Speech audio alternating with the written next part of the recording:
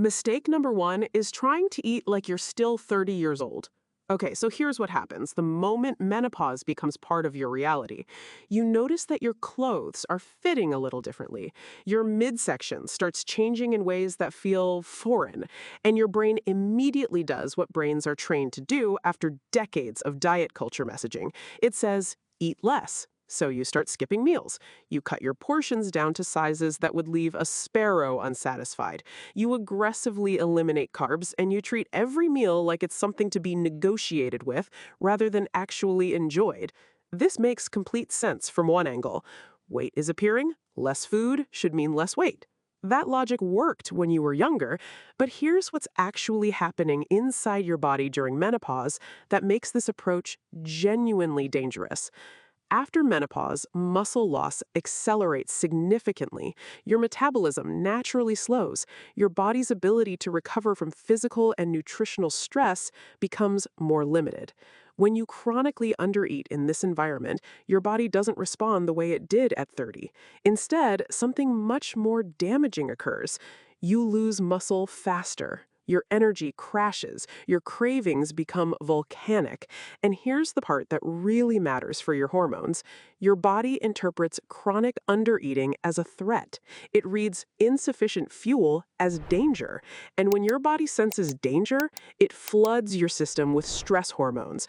Cortisol climbs, and when cortisol climbs, your fat-burning hormones decrease.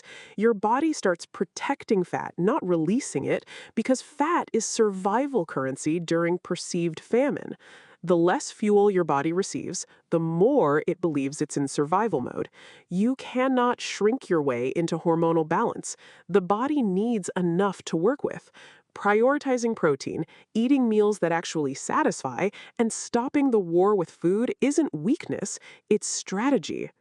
Mistake number two is exercising harder instead of smarter.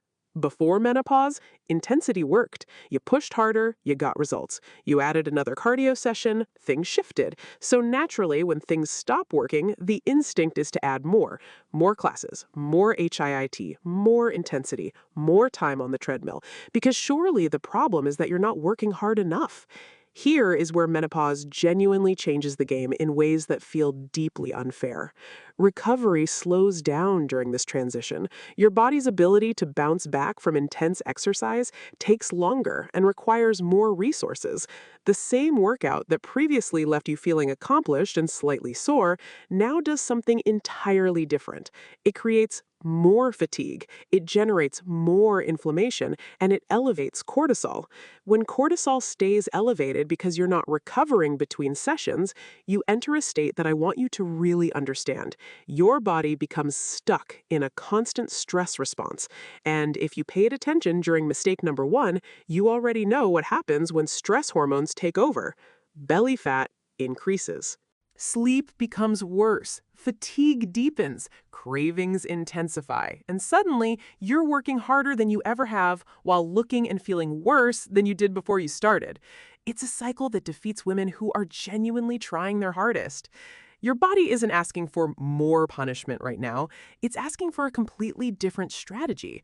Strength training to preserve and build muscle, walking for its deeply underestimated hormonal benefits, genuine recovery built into your week as a non-negotiable, mobility work that keeps your body functional and reduces inflammation. This isn't doing less, this is doing what actually works for the body you have right now. Mistake number three is ignoring sleep because you've decided it's just menopause. I hear this constantly. Of course I'm not sleeping well. I'm in menopause. It's just what happens.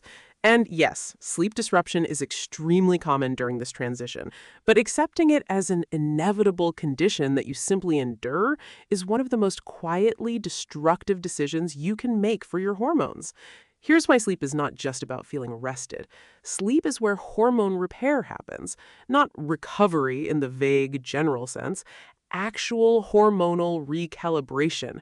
When you consistently get poor sleep, your cortisol dysregulates, your insulin sensitivity decreases, your hunger hormones, the ones that signal fullness and appetite, go completely haywire. And the next day, you wake up with stronger cravings, lower energy, and a body that is primed to store rather than release fat.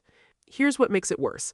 Poor sleep during menopause creates a cascade that feeds itself. One bad night increases hunger.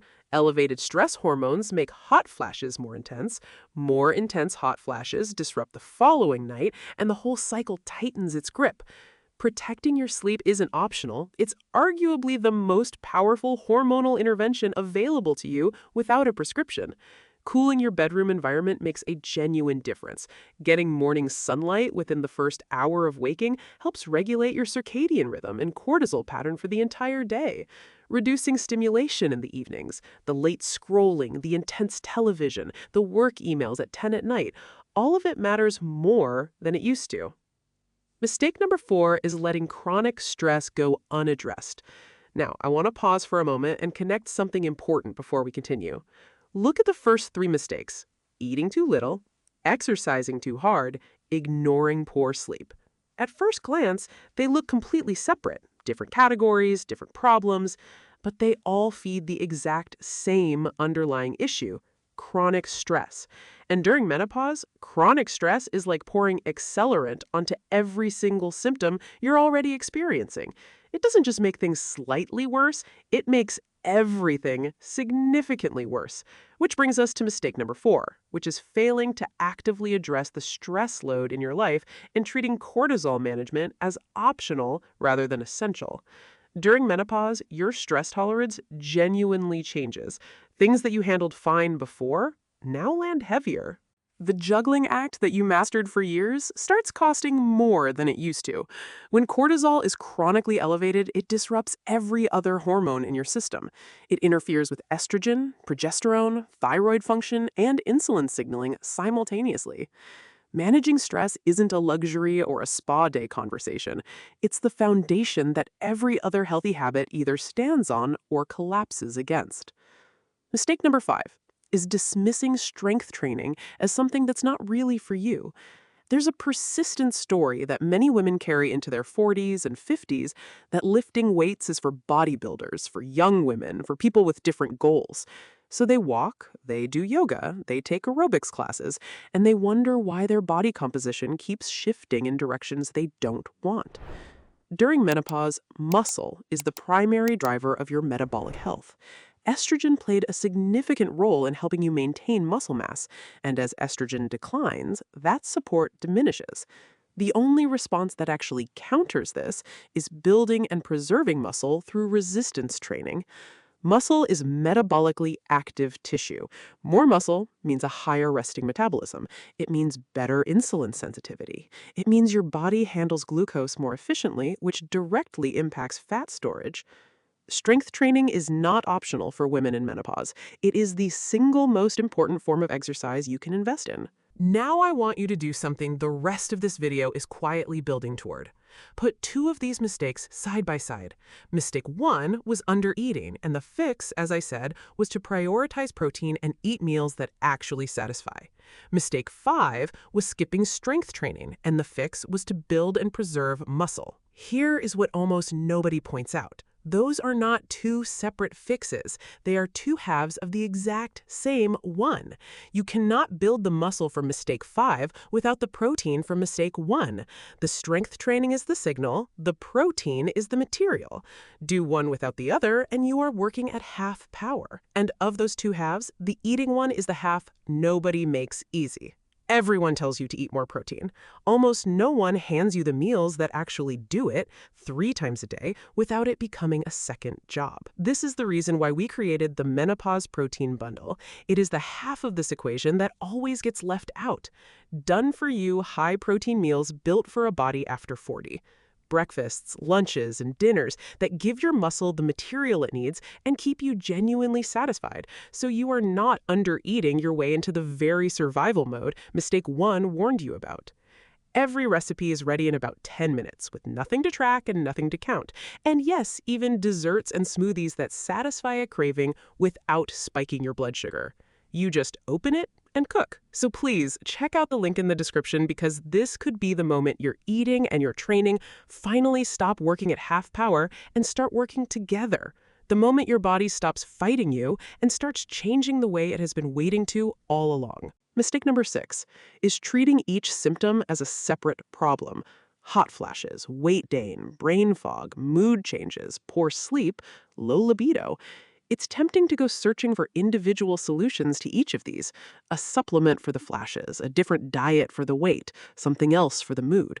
But here's the truth that shifts everything. These symptoms are not separate. They are all expressions of the same hormonal disruption. When you chase each symptom individually, you exhaust yourself and you never address the root. The women who genuinely thrive during menopause make a fundamental shift in their thinking. They stop asking how to lose weight or how to stop the hot flashes.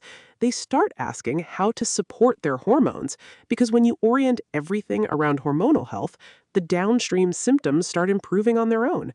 Energy improves, sleep improves, weight becomes easier to manage, cravings decrease, mood stabilizes. It's not magic, it's biology working the way it's supposed to when you give it the right conditions. Mistake number 8 is avoiding the conversation about hormonal support. There is a significant amount of fear and confusion surrounding hormone replacement therapy, and I understand why. Old studies, conflicting headlines, and well-meaning but sometimes poorly informed advice have left many women either dismissing the option entirely or feeling like pursuing it means they've somehow failed. Neither of these positions serves you. The conversation about whether hormonal support is appropriate for you is a conversation you deserve to have with a knowledgeable healthcare provider who understands the current research, not the research from 20 years ago, the current understanding. Avoiding the conversation out of fear means potentially leaving one of the most effective tools for menopausal symptom management completely off the table. You don't have to use it, but you deserve accurate information so you can make an informed choice. Mistake number 8 is waiting until you feel terrible to start taking this seriously. This might be the most important one. There is a tendency to put hormonal health on the list of things to deal with later, when the symptoms get worse, when life slows down, when you have more time. But menopause is a window, and the habits you build during this transition have long-term consequences for your bone density, your cardiovascular health, your cognitive function, and your metabolic health for decades to come. Waiting until you're in crisis to start paying attention to nutrition, sleep, movement, stress, and hormonal health means spending months or years in unnecessary suffering while the biological opportunity to get ahead of the decline passes. The women who move through menopause with the least disruption are not the ones who had easier symptoms. They're the ones who stopped waiting and started treating their hormonal health as the genuine priority it deserves to be. So here's what I want you to keep in mind. Eating too little puts your body in survival mode. Exercising harder without recovering correctly elevates stress hormones and worsens every symptom. Accepting poor sleep as inevitable robs you of the hormonal repair that only happens during rest. Ignoring chronic stress keeps cortisol elevated and destabilizes everything else. Avoiding strength training accelerates the muscle and metabolic decline that menopause already promotes. Treating symptoms as separate problems keeps you chasing solutions that never address the root. Avoiding the conversation about hormonal support leaves options off the table that you deserve to consider. And waiting until you feel terrible before taking action costs you time and health that you cannot get back. The body you are living in right now is not broken, it is changing. It is asking for a fundamentally different approach than the one that worked before. And the moment you stop fighting it with the strategies of your 30s and start working with it using the strategies that actually support this chapter, everything starts to shift.